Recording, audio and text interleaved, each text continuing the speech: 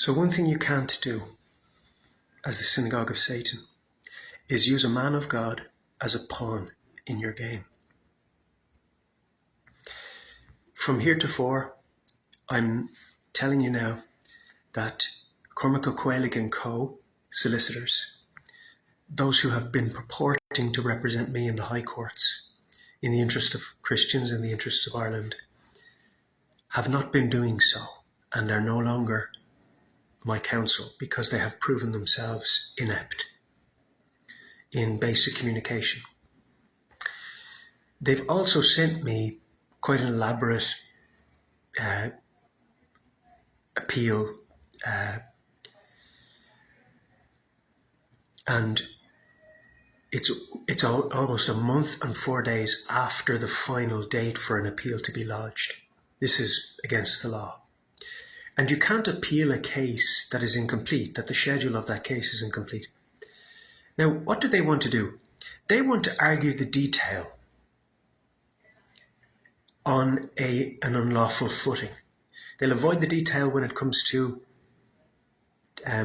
something lawful, but when they're acting unlawfully, then they want to argue the detail. Do you see the point?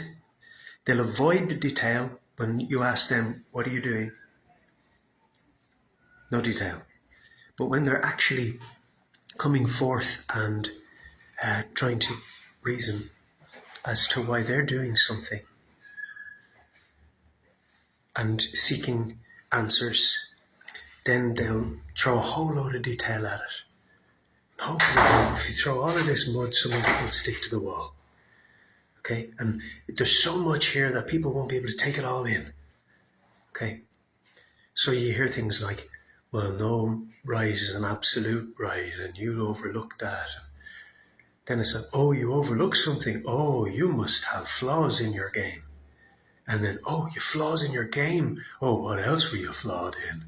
And they have all of these sorts of set pieces where they're looking at somebody's guard being down, and they're sort of wounded. They try to make it look as though people are wounded because they've overlooked something, when actually what they're asking people to look at is a fallacy.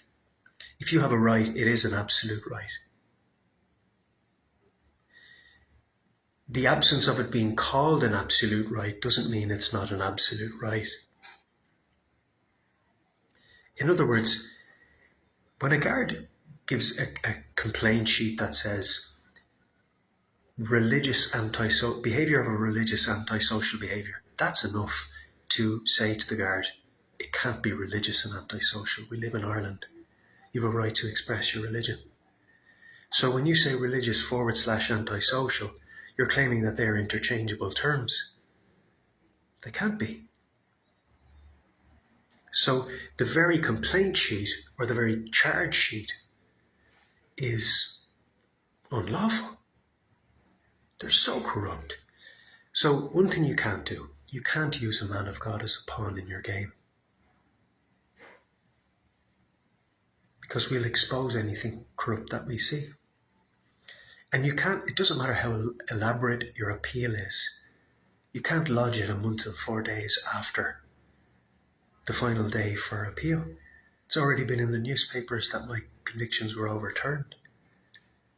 The final date of hearing has passed. It's over.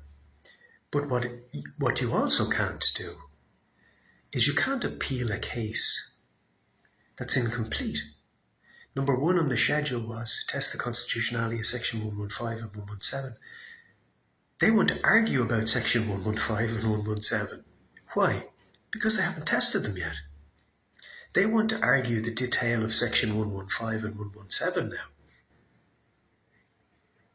But what do they not want to do? Hold it up to the Constitution.